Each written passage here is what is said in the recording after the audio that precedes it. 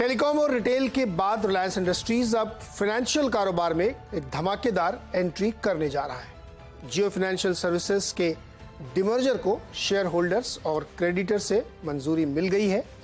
जेएफएसएल देश की 5वीं सबसे बड़ी फाइनेंस कंपनी बनने जा रही है। डिमर्जर के बाद जियो फाइनेंशियल की अलग से लिस्टिंग होगी और जेएफएसएल की एंट्री इस फाइनेंस सेक्टर में किस तरीके के बदलाव ला सकती है, कितने बड़े डिस्ट्रप्शंस हो सकती है, क्या नई तस्वीर बनेगी, इन सबको हम लोग समझने की कोशिश करेंगे। जियो फाइनेंशियल क्या एक नए डिजिटल रेवोल्यूशन के तौर पे देखा जाना चाहिए और आरआईएल के निवेशकों को कितनी वैल्यू अनलॉक होते हुए दिखेगी, कितनी वैल्यू उनके लिए क्रिएट होते हुए दिखेगी, इन सब पर आज हम बातचीत करेंगे। हमारी खास पेशकश कर लो बैंकिंग चुटकी में। बातचीत करने के लिए इस पे हमारे साथ जो खास मेहमान हमने जोड़े हैं उनमें से एक है केआर चोकसी होल्डिंग्स के हेड देवेन चोकसी सर और साथ ही पाइपर सेरिका के फाउंडर एंड सीईओ अभय अग्रवाल जी। आप दोनों लोगों का बहुत बहुत स्वागत है। ये एक बहुत बड़ी घटनाक्रम के तौर पे हमें देखना चाहिए क्योंकि फाइनेंशियल सेक्टर में ये कंज्यूमर फाइनेंस में, रिटेल फाइनेंस में एक बड़ी बात होने वाली है। मंजूरी मिल गई है सारे क्रेडिटर्स की, शेयर होल्डर्स की, और अब इसकी औपचारिकता रह गई है कि जब ये डिमर्ज होगी और उसके बाद इसकी लिस्टिंग होगी।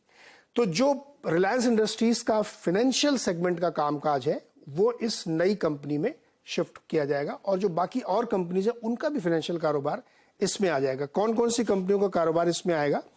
तो Reliance industrial investment and holdings limited का पूरा बिजनेस इसमें आएगा, रिलायंस पेमेंट सोल्यूशंस का बिजनेस में आएगा, जियो पेमेंट बैंक लिमिटेड का इसमें सोल्यूशन आएगा पूरा, रिलायंस रिटेल फाइनेंस लिमिटेड का कामकाज इसमें आएगा और रिलायंस रिटेल इंश्योरेंस ब्रोकिंग का काम इसमें आएगा। ध्यान रखिएगा कि जो Reliance industrial investment and holding है, जिसको RIIHL के नाम से जानते हैं, उसके पास रिलायंस इंडस्ट्रीज की 6.1% की होल्डिंग है, जो ट्रेजरी शेयर्स हैं जिनकी वैल्यू, करंट वैल्यू लगभग 1 लाख करोड़ है, वो सारे इसमें ट्रांसफर हो जाएंगे। ये कंपनी काम क्या करेगी? ये कंपनी कंज्यूमर फाइनेंस में जाएगी, रिटेल फाइनेंस में जाएगी, ब्रोकिंग में जाएगी, म्यूचुअल फंड में होगा, इंश्योरेंस कारोबार होगा, ऐसे तमाम वो सारे सेगमेंट के कामकाज होंगे जो NBFC के तौर पे या अलग से इसमें किए जाते हैं। तो ये एक बड़ा स्वरूप है जियो फाइनेंशियल सर्विसेज का जो हम सबके सामने आने वाला है। अभय जी, ये जो होने जा रहा है फाइनेंशियल सेक्टर में, और रिलायंस को हम लोग हमेशा जानते हैं कि एग्जीक्यूशन के मामले में इनका कोई सानी नहीं है। हमने रिटेल में देखा है, हमने जियो प्लेटफॉर्म्स के तौर पे देखा है, हमने रिफाइनरीज के तौर पे भी देखा है। कैसा लग रहा है आपको ये? जी नमस्कार नीरज जी और आपके सारे दर्शकों को नमस्कार। सबसे पहले मैं कहना चाहूंगा कि जो भी मैं कहूंगा या किसी स्टॉक के नाम लूंगा तो उसे कृपया रिकमेंडेशन ना समझे, स्टैंडर्ड डिस्क्लेमर है। हमारी चर्चा इस बात पे है रिलायंस की फाइनेंशियल सर्विसेज के इम्पैक्ट की, तो उस पर ध्यान रखते हुए नीरज जी, एक तो बड़ी अच्छी बात यह हुई कि काफी रिलायंस के शेयर होल्डर्स का ध्यान था कि डीमर्जर होगा, रिटेल का और टेलीकॉम का वैल्यू अनलॉकिंग होगी, पर रिलायंस ने एक तरह से तोहफा दे दिया अपने शेयर होल्डर्स को फाइनेंशियल सर्विसेज को डीमर्ज करके। और मुझे लगता है जितना मैंने एनालिसिस किया है, ये एक बड़ा इवेंट है रिलायंस की हिस्ट्री में और रिलायंस के शेयर होल्डर्स के लिए भी, क्योंकि अभी भी मुझे लगता है एनालिस्ट अंडर एस्टिमेट कर रहे हैं इसकी ट्रू वैल्यू। और कुछ नंबर्स को अगर हम देखें नीरज जी, जैसे आपने कहा ट्रेजरी स्टॉक की वैल्यू ही 1 लाख करोड़ है और उसके ऊपर भी नेटवर्थ है, तो मेरे हिसाब से करीब 1.25 लाख करोड़ की इसकी बुक वैल्यू है। और ये बुक वैल्यू इसको जैसे आपने कहा 5वें नंबर की फाइनेंशियल सर्विसेज कंपनी बनाती है, मेरे ख्याल से उससे भी ज्यादा होगा क्योंकि बजाज फाइनेंस की नेटवर्थ 80-85 हजार करोड़ है, तो काफी बड़ा स्केल का बिजनेस कर सकती है ये कंपनी। दूसरी बात इसमें एक ये है कि कैप्टिव बेस जो है रिलायंस ग्रुप का कस्टमर्स का, करीब 2 करोड़ के कस्टमर्स हैं उनके रिटेल में और जियो में, अगर मैं सबको मिला दूं तो एक स्टार्टिंग जो है वो बहुत बड़ा लॉन्च है, छोटा लॉन्च नहीं है। और तीसरी बात इसमें नीरज जी है वो है टीम की, क्योंकि आप अगर कोई भी क्रेडिट का, लेंडिंग का बिजनेस करना चाहते हैं, स्टार्ट करना चाहते हैं, फाइनेंशियल सर्विसेज के बाकी बिजनेसेस तो जैसे हमने कहा बाद में आएंगे, इंश्योरेंस, म्यूचुअल फंड, पर जो प्योर लेंडिंग है कमर्शियल और रिटेल की, उसके लिए आपको चाहिए बहुत सीजन्ड बैंकर्स जो एक पूरा credit culture, credit process, collection process, distribution, technology सब सेट कर सके, एक बेस बना सके। और उसके लिए मुझे लगता है केवी कामत जी का आना और उनके उनके निर्देशन में पूरा टीम का बनना भी एक बहुत अच्छा संकेत है। तो ओवरऑल नीरज जी, मेरे हिसाब से तो जो रिलायंस के शेयर होल्डर्स हैं उनके लिए बहुत बड़ा इवेंट है ये। एनालिस्ट का एस्टिमेट मैं देख रहा हूँ, उनके हिसाब से मैंने देखा है 100 से 150 रुपए पर शेयर का एस्टिमेट है। मेरा पर्सनल एस्टिमेट उससे भी ज्यादा है। तो आई थिंक ये रिलायंस के शेयर होल्डर्स के लिए काफी अच्छी एक अपॉर्चुनिटी है कि ये डीमर्जर होगा और ये उनको बोनस के रूप में शेयर्स मिलेंगे। बिल्कुल। तो जैसे कि आपने कहा कि एक बहुत ही सीजन्ड टीम भी इसको लीड करेगी, और जिससे ये लगता है कि ये बहुत एक सीरियस मैं कह सकता हूं कि डिसरप्शन है इस सेगमेंट में। देवेंद्र सर, ये मेरे साथ जुड़ गए। देवेंद्र सर, केवी कामत बैंकिंग इंडस्ट्री का सबसे बड़ा नाम, हितेश सेठिया को भी लाया गया जो इसकी सीईओ होंगे और कामत साहब चेयरमैन होंगे। ये जो पूरी घटना होने वाली है और 1.25 लाख करोड़ के आसपास बुक वैल्यू इसकी बनेगी और उसके बाद ये कामकाज शुरू होगा, मैं जानना चाहता हूं कि रिलायंस के इन्वेस्टर्स के लिए, रिलायंस की फैमिली के लिए और इस बिजनेस एंड फाइनेंस सेगमेंट के लिए कितनी बड़ी बात ये होने वाली है, क्योंकि इससे एक बहुत बड़ा डिसरप्शन मुझे लग रहा होगा। So good afternoon. करीबन ये डिस्कशन को आगे ले जाते हैं जो आपने आंकड़े तय किए उसके ऊपर ही, कि आपके पास ट्रेजरी स्टॉक की वैल्यू करीबन 1 लाख 1.25 लाख करोड़ की है। तो ये वैल्यू के ऊपर आपकी लैंडिंग एबिलिटी बनती है करीबन 5 लाख करोड़ के आसपास, क्योंकि आप 4 गुना पैसा रेस कर सकते हो एनबीएफसी के कारोबार में अपनी नेटवर्थ के ऊपर। तकरीबन 5 लाख करोड़ के आसपास आपका लैंडिंग बनता है।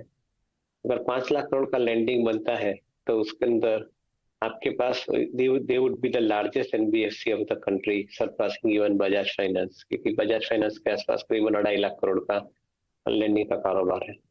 तो एक सबसे पहला पॉइंट ये बनता है।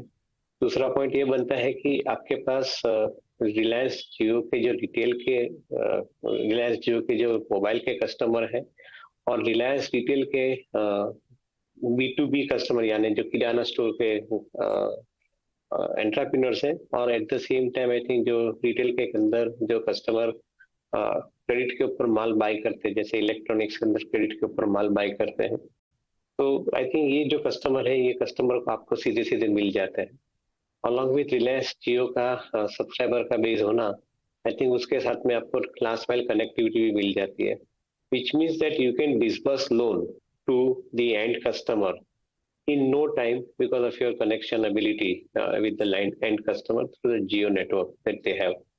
और at the same time जो रिटेल किराना स्टोर के जो मर्चेंट है, आप एक एवरेज पकड़ के चले कि वो लगभग 1 करोड़ मर्चेंट को टारगेट कर रहे हैं, और एवरेज 1 करोड़ मर्चेंट के आपको 5 लाख की सपोज लोन मिलने एक्सपेक्टेशन है उनको लोन का एवरेज।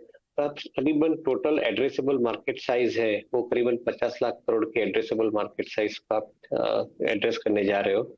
उसके सामने शुरुआत का कारोबार करीबन 5 लाख करोड़ का है। तो business will definitely have lot of possibilities going forward.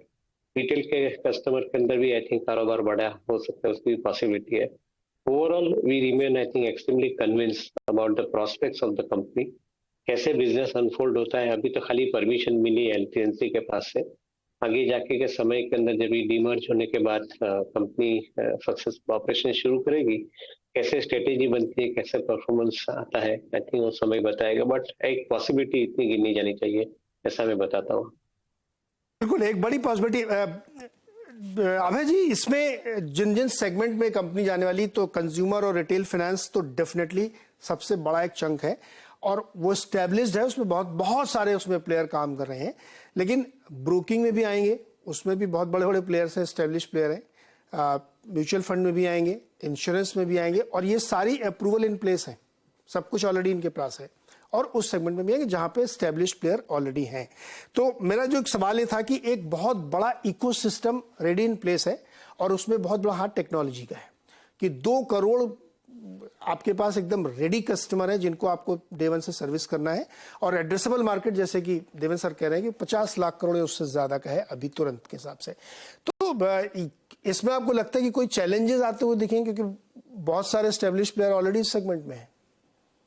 जी नीरज जी, पहले मैं ये कहना चाहूंगा कि रिलायंस एज ए ग्रुप हम देखें हिस्ट्री रिसेंटली भी, तो वो कोई अनप्लैंड या छोटा काम नहीं करते हैं। आप जिस तरह से देखिए टेलीकॉम में नंबर 1 प्लेयर बने, रिटेल में नंबर 1 प्लेयर बन गए। इनफैक्ट मैं डेटा देख रहा था, रिटेल में रिलायंस का जो साइज है अभी, वो अगले 10 प्लेयर्स को मिला दे उससे भी बड़ा है, और उनका जो स्टोर फुटप्रिंट है अभी वो डीमार्ट से भी 4 टाइम ज्यादा है।